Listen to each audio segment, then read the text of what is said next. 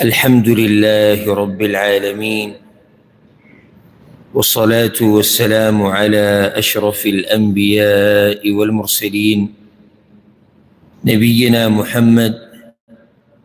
وعلى آله وصحبه أجمعين. أما بعد، السؤالات وجوابات بدي مباركة سلسلة كي دا یو خور سوال کړی دا ډیر قیمتي سوال دی وخت مناسب. وی بعض زنانه چې هغوی لا پکې د پردو خیال کوي، هغوی هم دا سوشل میډیا استعمالوي لکه ټیک ټاک، سنیپ چاټ او پته یې دا ډېرې جاخې پکې دي چې دا استعمالوي او په دې کې هغوی څه ورکوي، ځان خو نه ښیي، وایي ځکه چې دا پکې دیندار وي، خو داسې کوي چې خپلې کپړې دا لباس ته او دا سوټ ته او دا دی او دا دغه دی، یا دغه عطر مزیدار دی، یا دا بنګړی، یا دا امیل، ځان پکې نه راښکاره کوي، خو صرف دغه کپړې، بنګړي، امیل او دا شینې مینه ښکاره کوي. نو دا به جایز وي په شریعت کې او که نه؟ الجواب، یاده کوي دا خبره، زنانه چې کله خپلې کپړې په سوشل میډیا باندې ښکاره کوي او خوشبویان، ما ګوره دا ټکی نه دی ویلی چې زنانه ځان ښکاره کوي، او خو جدا کیس دی. زه خبره د څه کوم چې ځان ته دینداره وي او صرف کپړې، بورقې، دا لا اوس ما عجیبه دینداري لیدلې ده چې نه جي دا ډېره دینداره جنۍ ده، ډېره دینداره، د دې ویډیوګانې داسې نه وي، دې ښه پرده کړې او پکې صرف ګرځي را ګرځي. عجیبه دینداري نه ده؟ دې وایي ښه پوره مکمل پرده کړي، هسې یو ویډیو کې چې دغه د پلاني ځای ته روان یم، دلته روان یم، دغه ځای ته روان یم، دا خو ډېره دینداره ده. او بیا د بېدینه نه وي، دوی چې کله د جنۍ اکاونټ ویني یا د جنۍ ویډیو ویني، هسې د خولې نه لاړې ساسي. دا الله په یو ذلت کې اخته کړي دي. ما تاسو ته بل یو حدیث ذکر کو، هغه اووه کسان چې د عرش په سوري کې ودرېږي، او کې هغه یو ځوان چې هغه له ښایسته زنانه، مالداره، اوچت نسب والا دعوت د زنا ورکو، هغو ته هېڅ د الله نه هېرېږي. تاسو دا خبره یاده کوئ، دینداره ځوان او په سړو کې سړی دی په داسې ښځو باندې نه ګډوډ کېږي. ګوره چې کله د ده رابطه د الله سره مضبوط، اوس یو زنانې ویډیو ورکړې ده، یا صرف د جنۍ نوم راغی، کمنټ یې وکړو، نوم راغی، دا ټول به ورنښتي، جزاک الله داسې دغه دا یو شرم دی، یو ذلت دی چې یو سړی پکې اخته وي. عالم به کمنټ وکړي، هغه هغې له څوک ګوري ورته نه، خو چې صرف د جنۍ نوم یې او بیا مزه ده وکړي چې هغه هلک یې دې ټولو پورې خاندي، او دا ورسره ټول رابطې کوي، او ته اوس داسې او چې څه خدمت یې موږ ته وایه. الله دې موږ د دې ذلت ته وساتي. خبره ما دا کوله چې د زنانه کپړې، خوشبو، د سینګار سامان په ویډیوګانو کې خو، په تصویرانو کې خو ډېره خطرناکه خبره ده او د شریعت خلاف ده. ولې؟ یو سړی به چې څنګه، ګوره دې ته وایي د زنانه پټ زینت. د زنانه زینت دوه قسمه دی، یو پټ، یو ښکاره. ښکاره زینت خو هر سړی به وایي چې دا ناروا دي، دا داسې، یو پټ زینت دی. ورسره دا خبره زیاته که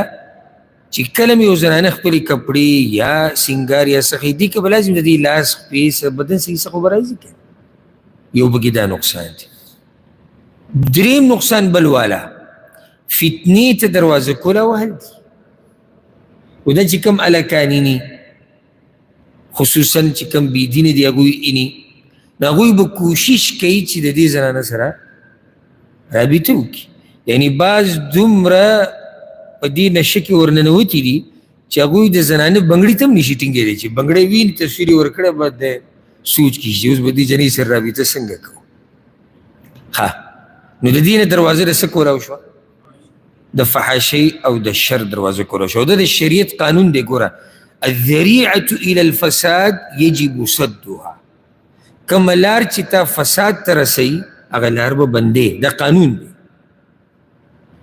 که بالفرض موږ دا وویو لږ ساعت له به ومنو چې دې جنۍ دا کار څه دی روا دی خو دا لار څه ته ده لار فساد ته ده نو چې لار فساد ته ده موږ به یې د دغه فساد نه د بچ کېدو دپاره بندو الا دا چې کله پکې مصلحت وي او هغې ته ډېر ضرورت وي لکه مثال پرې درکړم خبره به ښه واضح شي زنانه ته کته ولې حرام دي پردۍ زنانه ته بې وجې کته فتنې ته دې بوځي زنا کې دې وراچي د هغې دلاسه هغه دروازه بنده شوه که خو کله په دې کې مصلحت وي هغه مصلحت څه دی لکه اوس یو سړی لاړ جنۍ غواړي نو کتی شي ورته که نشي کتی دا نظر ولې روا شو دې کې فایده و مصلحت ښه یا یو زنانه علاج کوي او هغې ته زنانه ډاکټره میلاو نه شوه او هغه لاړه په نارینه پسې او نارینه به لازم په دې کې هغې ته هغه داسې علاج دی چې د زنانه ته به ګوري نو دلته هم دا د حاجت ته لاسه جایز شو خو د شهوت په بنا نه ورسېدی پې که نه او رب العالمین امر کړی دی زنانو ته چې دوی به په ځان باندې غټې غټې صادرې راچي او دوی به زینت پټوي ګوره تاسو به آیت اورېدلی الله رب العزت سورة النور کې د زنانه احکام ذکر کړي چې دا به څنګه پرده کوي هغه آیت په اخره کې ولا یضربن بارجلهن لیعلم ما یخفین من زینتهن زنانه به چې په ځمکه روانې نو دا پیزار به د ځمکې له په زوره نه راچي چې د هغه ډول پته ونه لګي کوم ډول چې دی پټ کړی دی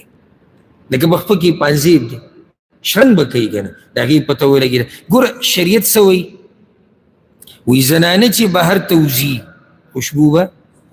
نه استعمالوي ولې ځکه چې دا خوشبو هم زینت دی دا خوشبو هم زینت دی انسان شهوت راوچتوي رب العالمین چې یو کار حرام کړي هسې نه حرامه یعنې دا ډېرو خلکو ته به دا خبره محسوسه شوي چې کله زنانه ستا په مخ کې تېره شوه که نه او دې خوشبو لګولي نو دا د انسان شهوت خوځوي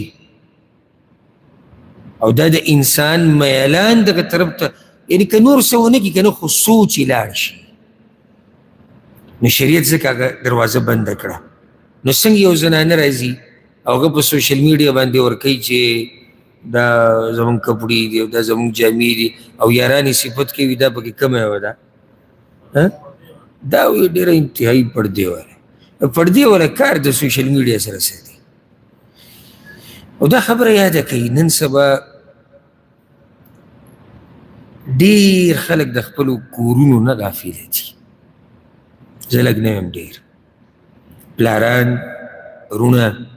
نیکونه ترونه ماماګان نظر ساتئ زه دا نه یم چې دروازه د بدګماني کولاو کوي خو ما او تا ذمهواران یو الرجال قوامون على النساء سړي مشران دي په ښځو باندې نو د مشر څه کاري نظر ساتي ته صرف مشر دی له چې پراټه به خوري او انګولې به دله پخوي او بیا به د شپې شهوت پوره کوي مشر یعنی مشر موبایل کور کې استعمالیږي چا سره ولي څومره د یو څو تپوسونه لازم کوه د کوه یعنې کله نه کله داسې یو حادثه راپېښه شي چې بیا که سړی ډېر تپوسونه وکړي خو هغه فایده نه ورکوي د عزتونه تار تار شو والعیاذ بالله زموږ خوا ته کیسونه هم راځي فیصلې ملګري راشي تپوس کوي چې څه وکړو څه ونه حیران به شي چې کله دا کیسې واوري او د هغې شروعات د دې سوشل میډیا نه شي او به کې کردار د بېدینو هلکانو ډېر دی چې دوی ناسي او دقه شان ویډیوګانې او دقه شان قیسې او دا ګوري او دا مخکې نشر کوي او دوی سره رابطې الله دې زموږ په حال رحم وکړي او الله دې به موږ پردې راواچوي خو دا درته بیا وایم او بیا وایم چې نظر ساتئ خصوصا مسافر ملګري رونه مشران کشران چې خبره یوازې دا نه چې ته دې ته خوشحاله چې زه د میاشتې 1000 یا 2000 3000 او 4000 لېږم او هغوی ماړې دي خبره اصل دا دی چې هغوی په کوم طرف روان دي د ډېر مال سره چې د یو انسان عزت تار تار شي دې نه ښه دا و چې تا په ملک کې سوال کولی او عزت دې وی په لارو کوڅو کې به ګرځېدې او کچکول به دې غاړې ته اچولی وې څه به دې غوښتې خو چې عزت دې وې نو که ته بچي ماړه وساتې او په خپله د سره هم ښه ډېر مال دی او کور دې درې چته دی او جایداد دې هم ډېر واخیستو خو عزت دې پکې وبېلو نو د داسې مال نه دې الله موږ ټول وساتي الله دې موږ له هغه مال راکړي چې زموږ د دنیا او د آخرت عزت پکې او الله دې موږ له هغه مال راکړي چې زموږ دین او دنیا ورسره نه خرابېږي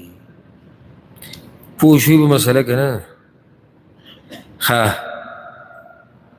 دغه شان دا مسله ګوره هلکانو دپاره هم ده یو سړی به اوس ما ته وایي چې ولې د هلکان که خپله کپړې یا عطر یا خوشبو ورکوي نو دې کې څه دي دې کې چل سره زه راته وایم دا حرام نه دي خو دې ته ویلی کېږي من خوارم المروءه دا د سړیتوب خلاف دي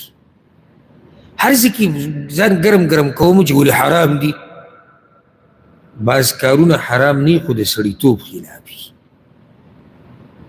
لکه اوس که ماته کې که نه زه دا خبره زما ضمیر نه مني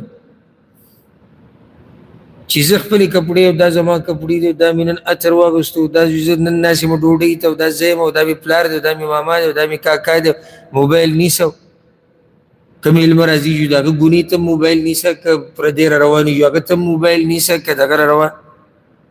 ها یو موقع راله کله ناکله نادرا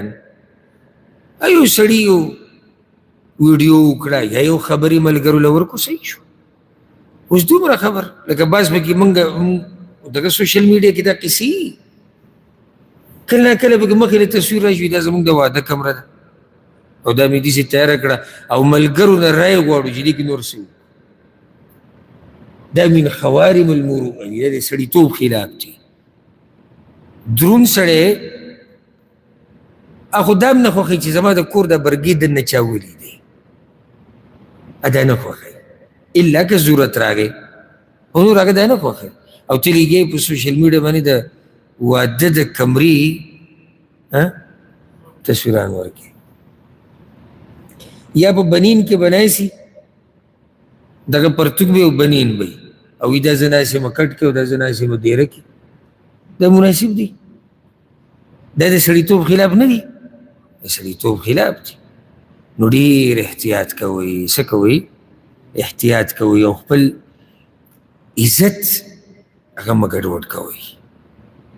دا سوشل میډیا دا پیسې دا هر څه به وي